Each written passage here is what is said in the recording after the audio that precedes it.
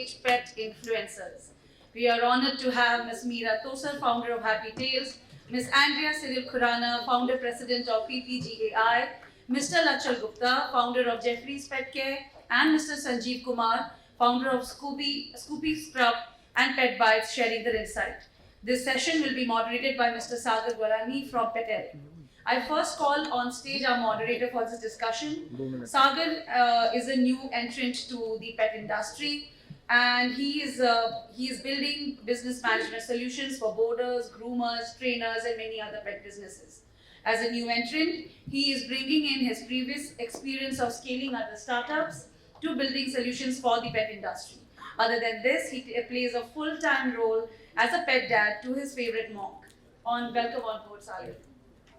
Calling on our first panelist to the stage, Mr. ACHAL GUPTA is an entrepreneur, founder and CEO of Jeffrey's Pet Care, India's best recognized luxury pet care facility. As a young budding entrepreneur, ACHAL entered into pet industry from cliched engineering MBA life. Born and brought up in Delhi, ACHAL is an avid animal lover and conceived the idea of this venture when he had to travel abroad and couldn't find a trustworthy and responsible pet care boarding to facilitate his dear buddy, Jeff.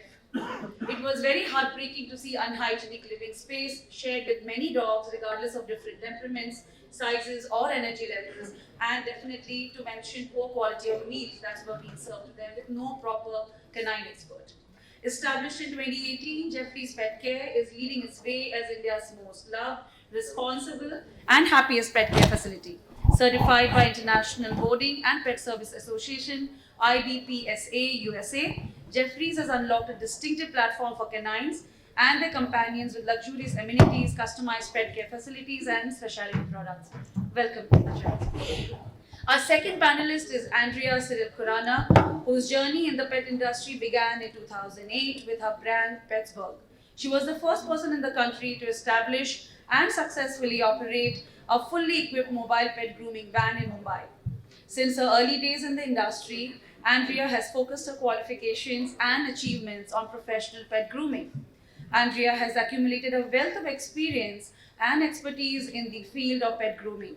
By training aspiring groomers for almost a decade, under her previous academy, Petsburg Pet Grooming Academy, she has made a significant impact on the grooming industry. Now with Pets Icon Grooming Academy in India, she continues to share her knowledge and skills, helping groomers develop their abilities and reach their full potential. Apart from her businesses, ANDREA also actively contributes to the Indian pet grooming industry and as she founds and is currently the president of PPGAI, Professional Pet Groomers Association India. Welcome on stage, ANDREA. Our third panelist on stage is Ms. MEERA THOSAR, founder Happy Tales. MEERA has been working as a professional dog trainer and behaviorist since 2006. MEERA got trained under Shireen Merchant, Canine Can K Mumbai, and under Mr. John Rogerson, Northern Center for Canine Training and Behavior, United Kingdom. Last year, in October 2020, she conducted kennel management course, and ever since, she has been doing it on a regular interval. We mentioned treats, accessories, and then diagnostics and healthcare. We missed out on another very important and perhaps the fastest growing vertical, which is services. So what's also happened over the last decade, along with food growing to a large extent and the rest of the industry growing, is that India has seen one entire cycle of pet service professionals grow and prove the model in terms of this being a viable career. I think somewhere in the last session, we also discussed the viability of a career in pet services over, let's say, a BTech or an engineering or a CA. So I think this is a set of people that has spent the last decade and a half proving the model and making this a very viable career. So I'd kind of like to get started with a few statistics, just one from myself and two which we'll crowdsource from them. The first is, while we don't have hard data on the Indian market, within the global market, services is slated to be the fastest growing vertical in the world, like in the entire pet industry. While the entire global pet industry is slated to grow at about a 5.6% CAGR, services within that is set to grow at about a 9.1% CAGR, about a 1.5, 1.6 times faster than the entire industry. The other two things I'd like to ask the panel here is one, if all of you could kind of go around answering this, maybe we can start with Sanjeev. What is the average longevity of a relationship you have with a grooming client or a boarding or a training client, respectively?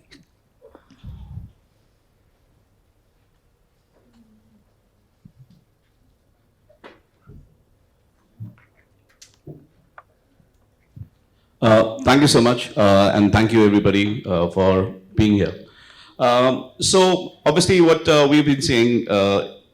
So first of all, I'll tell you, like, I've been working with pets and the street dogs for the last 32 years, and the brands that we have, Scoopy, Scrub, and Pet Bites, with that for the last now 28th year running. So what we believe that obviously we pioneered in grooming in India, brought the breed-specific styling. Why I'm mentioning these things is simply because we have seen a client, when he starts coming to us, it's for the lifetime.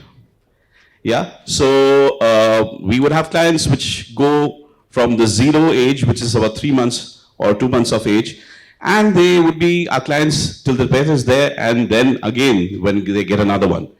But yes, on an average, I would see maybe 4 years, 5 years for the general masses.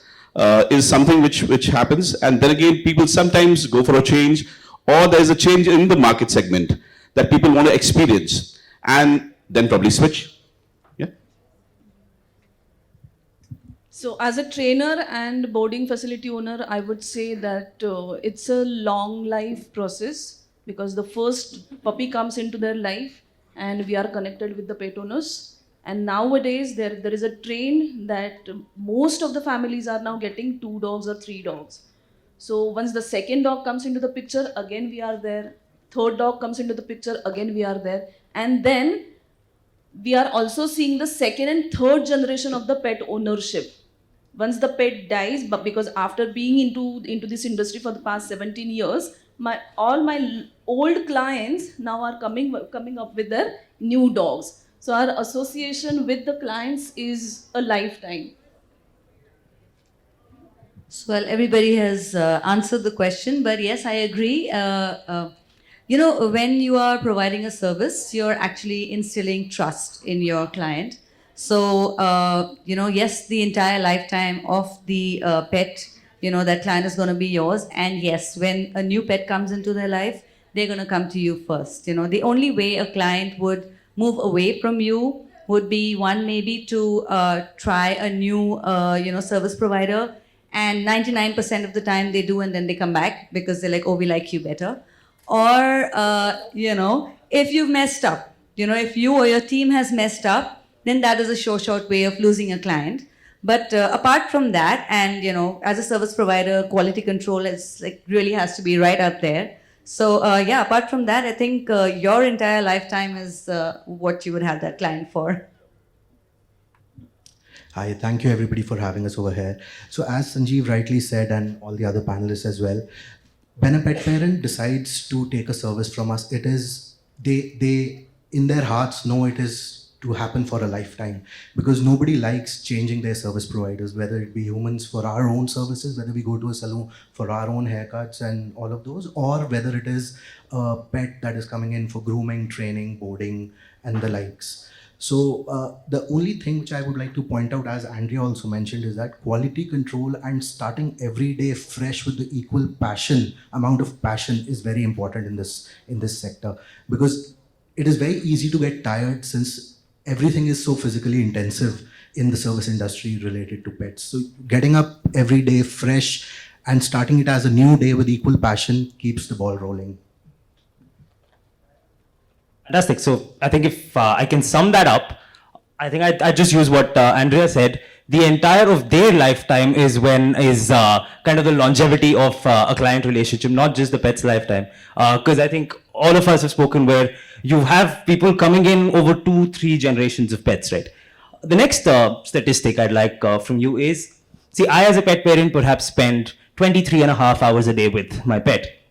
I think only second to that is the boarders, groomers, and trainers who spend as many hours perhaps with a pet, and very concentrated hours looking at very specific things about the pet. So if you could just tell us, maybe we can start with Achal, On average, how much time do you spend with a particular pet in a day or in one session? Sure. So I'll give you some insights about dog boarding because that's what we expertise in. As a boarder, I would not shy away from saying that we spend a lot more quality time with the dog than a pet parent would at home, because a lot of times at home the dogs are not actually looked after, but because it is our duty to look after them, so we have a lot more insight about a dog while they are with us for 24 hours and going on for days. So the quality of time you're spending with an animal is much more important than the quantity, because a lot of times we can find out or we can observe things that a pet parent has never, observed, and I'm sure Meera would resonate with it because she's been doing it much longer than I have.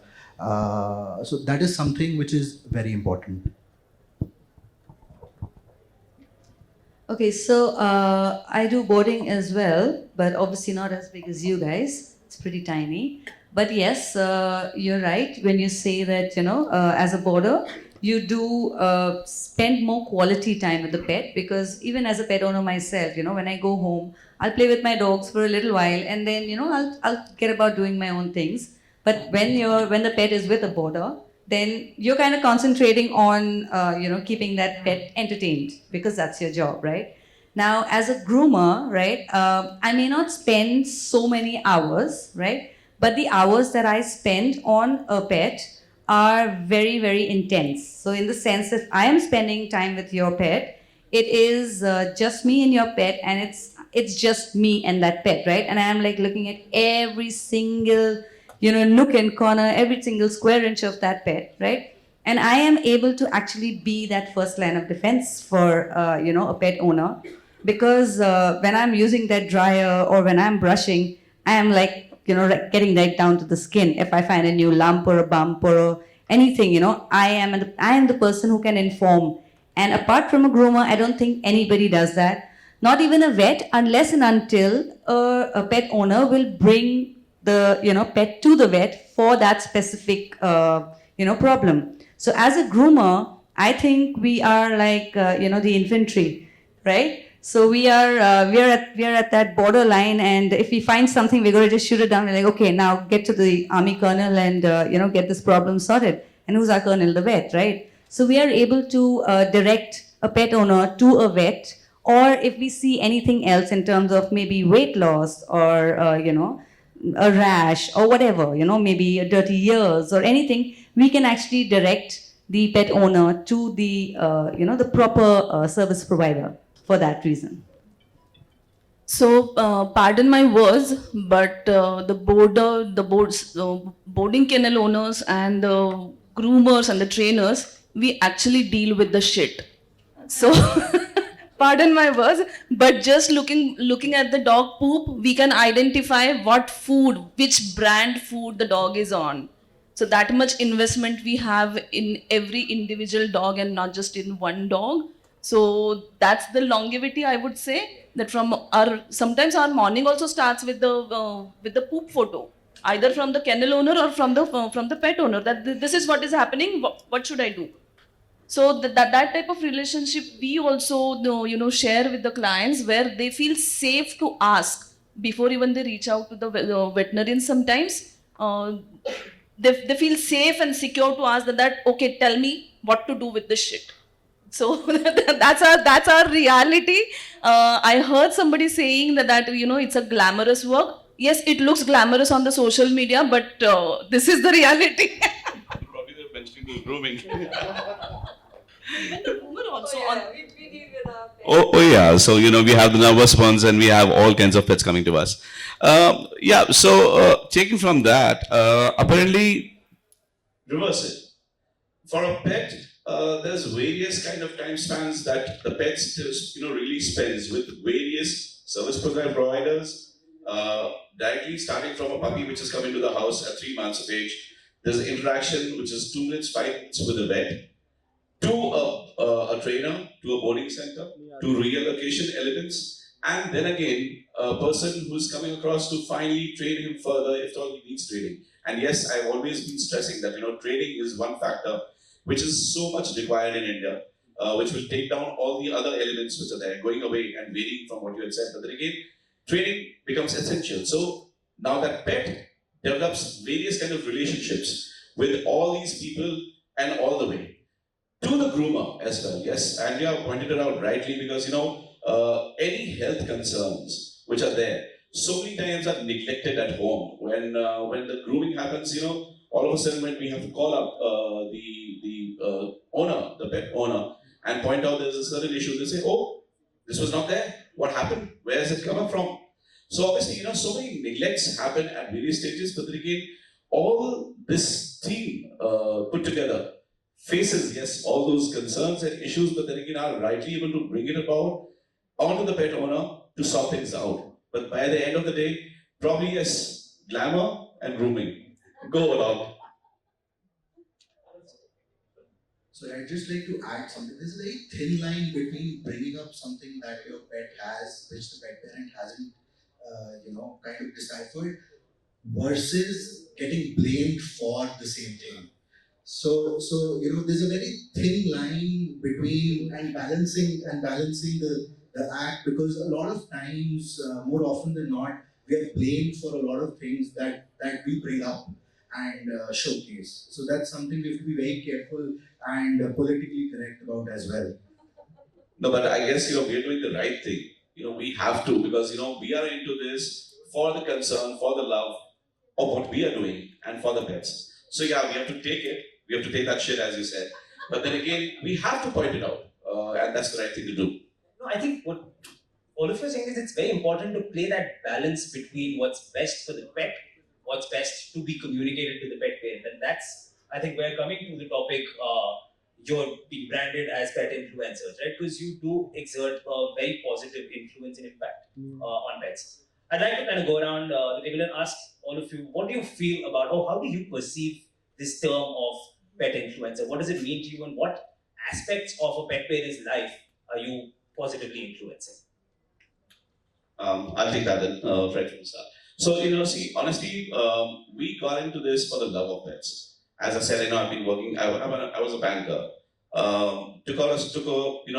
Went out for a stroll for a late lunch in CT from my bank, and landed up into the first pet shop in Shankar Market. Yeah, that's the first pet shop I've ever seen in 30 odd years of my life. Because it'll be very, very surprising to all over here. Many of you may know this. But India would have had, 20 years back, India would have had just about maybe a handful in Delhi, and a handful in Bombay, and few metros, pet shops, when we say. So going back, those 20 years may sound like 80 years, 90 years. And that's how it was. Only the clinics which were there had a few products which will end up being picked up. For collars and chains, we would go to those local hardware stores and pick things up. For soaps, the doctors will say, yeah, Lifebuoy or Margo Neem Sabun is the best. So that's how much of a vast change has come across in this. But then again, as I said, we started and we got into this for the very element of requirement. Pets getting matted, needed to be brushed. We did not know. I had Lhasa abscess myself, and I did not know what brushing is. And after every 3-4 months, we try and get a haircut done, and the doctor will do a doctor's compounder. Will do such a bad work that next 3 days I would not want to walk the pet out. Yeah. And then I said, I have to try it out myself. And those days, those tailor scissors, heavy tailor scissors we used to there, those Chinese scissors, halke wale scissors, nahi hote the. I would have bruises in my hand by the time of 2 hours of knotted haircutting, because I was not brushing my pet.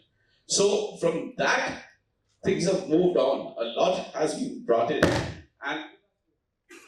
and obviously, all these elements have connected to the very aspect of what all is required for the pet and what all we need to further add. I will just answer one point which was missed out, and you touched it, Sagar. The lady had asked what all services further are there. Besides those 3, there's pet reallocation, pet sitting services, pet walking services, kennel designing. There are many things that India is stepping into, and yes, bakery is one of them, definitely.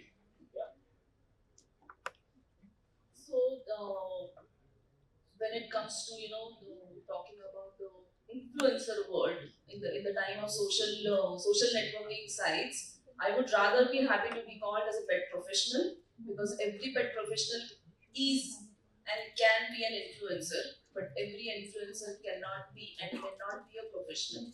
So we as a pet professional, as a responsible pet professional, I think we have to be very responsible about which influencer to go to. Because influence is a temporary thing, but impact is a long term effect. So we need to create that impact in the pet industry, because there are two verticals. One works with the dogs, and one vertical works for the dog. So the accessories, pet food, and all those things, they are working for the dogs, where the groomers, the veterinarians, the trainers, the boarding facility owners, they are actually working with the dogs. And on day out basis, we handle nearly roughly 20 to 30 dogs on daily basis. So that's a big number.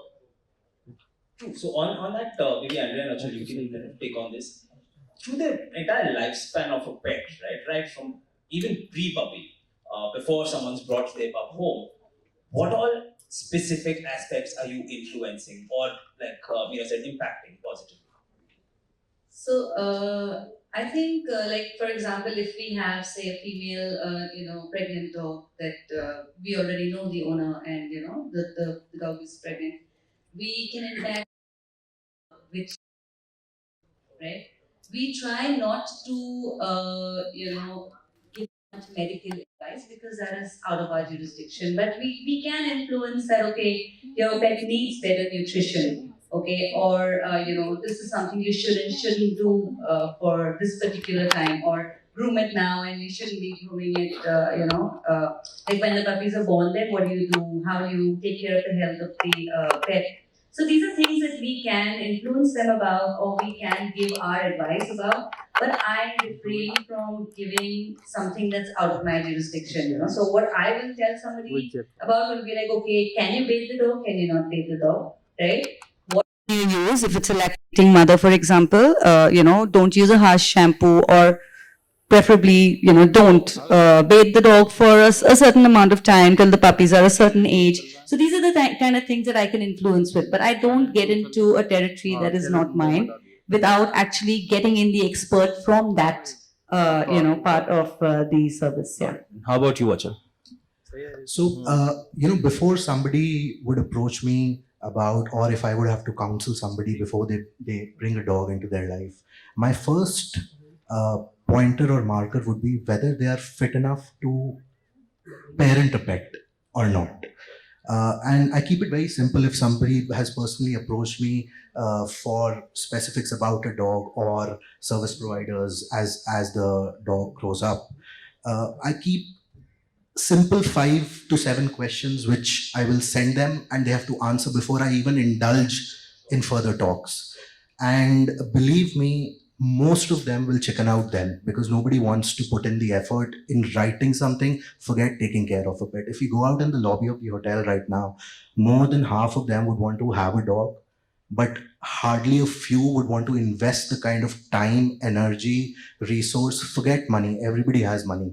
But the kind of energy and time that it entails, I don't think everybody has that kind of passion.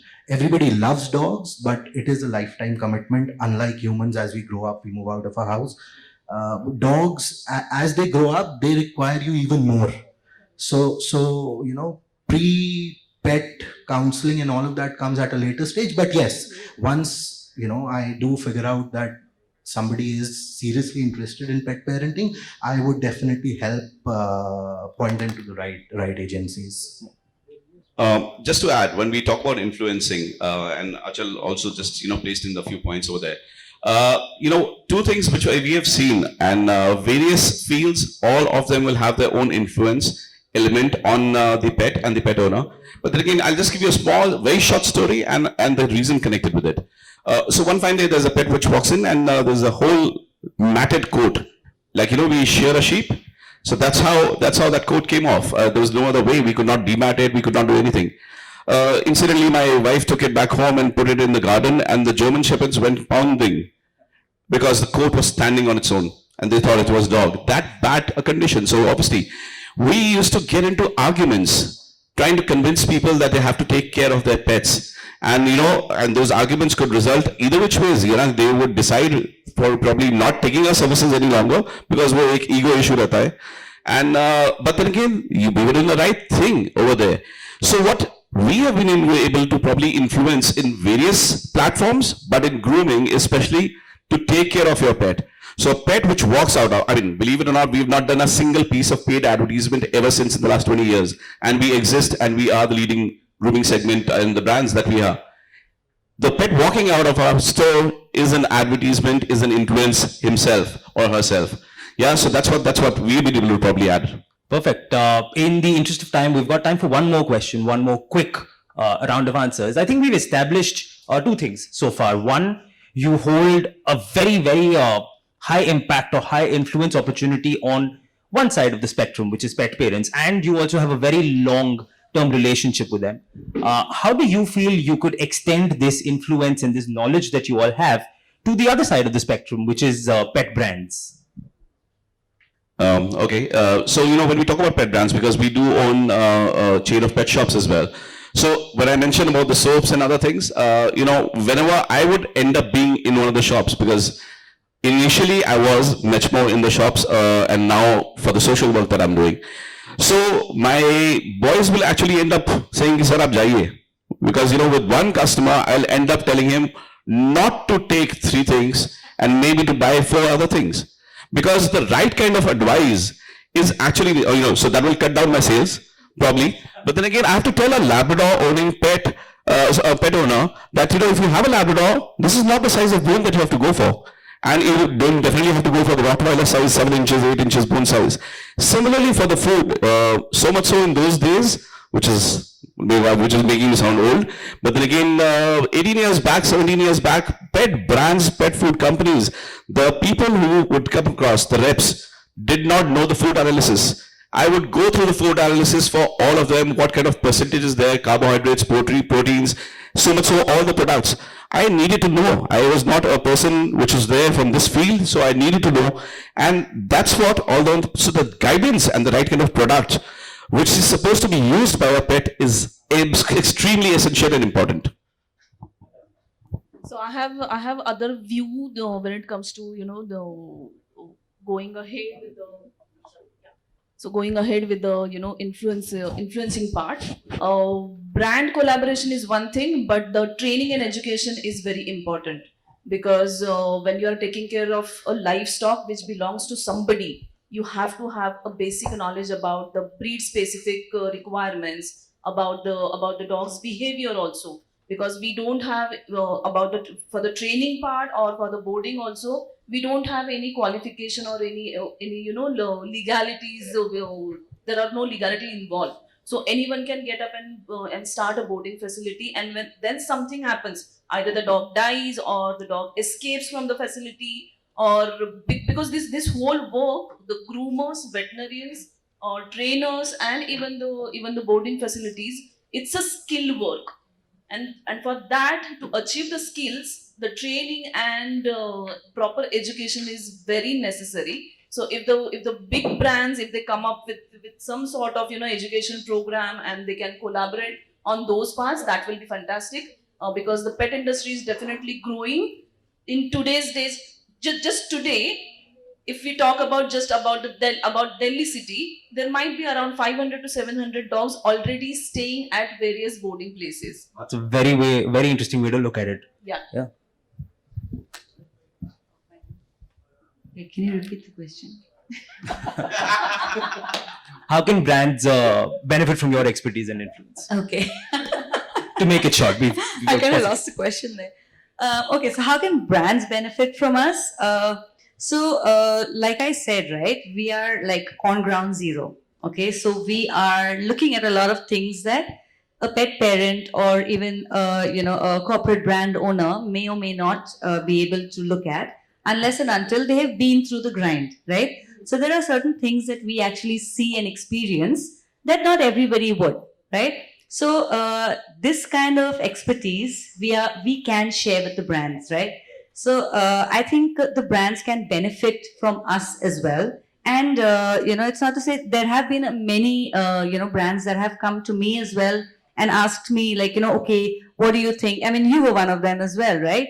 What do you need in your day-to-day work environment? What do you need? How do we make this better for you?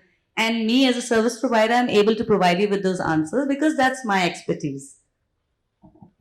I hope I'm not cutting you there. No, it's No, fine. just to add, what Andrea said is perfectly fine and in place because, 18, 19 years back, there was no conditioner in India. We did not have any pet conditioners. So we were able to help 2-3 companies form a range of shampoos and conditioners which we required, which we were trained on abroad. It was not existing. Sure. So lastly, very quickly, all three of our panelists have categorically mentioned how service providers can help brands and all of that. And it's a no-brainer. We definitely can. My only appeal, I'm sure, on behalf of all of us would be, there was a point in time in the pet industry in India where vets were the only influencers, so to say, for a pet parent. Now, pet parents are much more aware. There are a lot more avenues that dog ventures out to during his or her lifespan. And trainers, groomers, boarders, bakers, all of us are equally important for you to establish and to, lay down your products for. So that is something you need to understand from our perspective, because helping brands is a no-brainer for us, and I'm sure all of us would agree with that. So yeah. So, I'm not sure if all of you are aware, but, the PPGI is organizing the grooming competition, at IPTF. And to be very honest, we approached many brands for sponsorship and, everybody's like, oh, great idea. But when it actually comes to supporting and helping, not everybody comes forward, right? So my appeal is that, guys like you, Sagar, who just entered, the industry, were nice enough to help us, to help us promote the grooming industry, because by one part or one segment growing, you're not just growing that one segment, you're growing yourself as well, so if I approached a food brand, they were like, what's in it for us?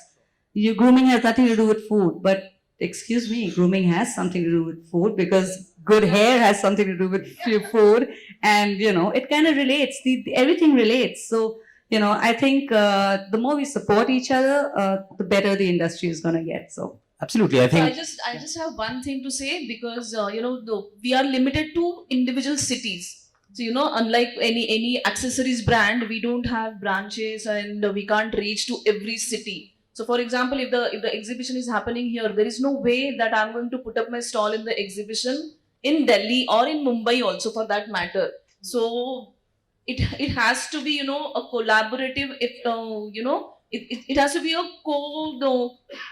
co-creation of any product where we can make a use of their product on a better scale. Absolutely. Because we have that kind of reach. On that, Meera, I would just like to say, while your physical presence can't be replicated in other cities, the impact and the influence can, because what you're doing in Pune, ACHAL is doing exactly that in Delhi, and then someone's doing it in Kolkata, in Bombay, in Hyderabad, wherever.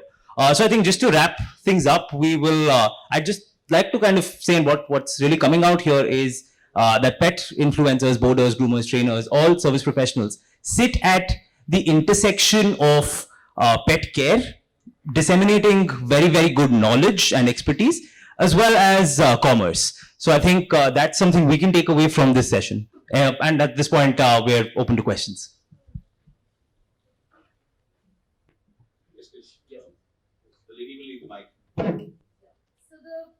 the whole of morning, we've been hearing humanization of pets. I want to know what your take is on humanization of pets. That's I would start with the answer.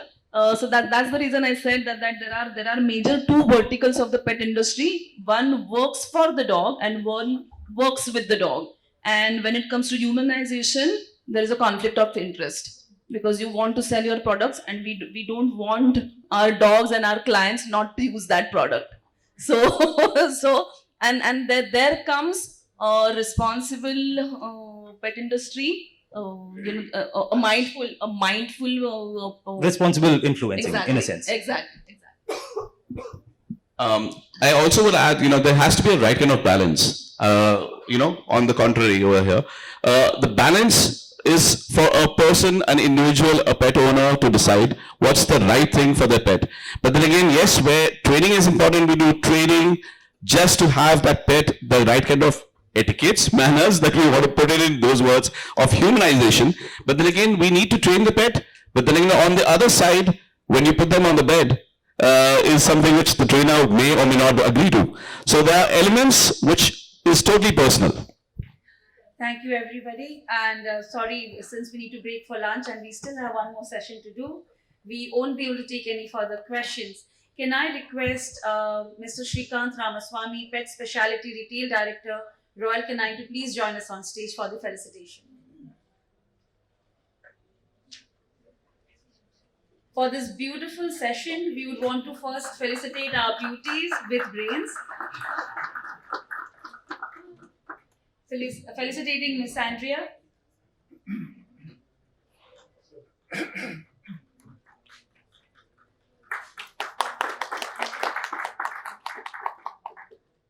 Next, we have Miss MEERA, THOSAR.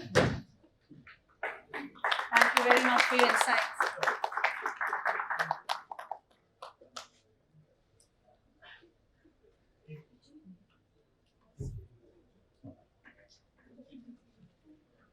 Can we have Mr. SANJEEV Kumar please step forward?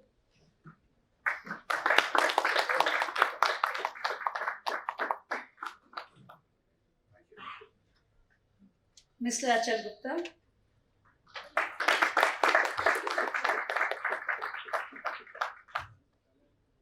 And a big thank you to our young and enthusiastic SAGAR for moderating the session so beautifully.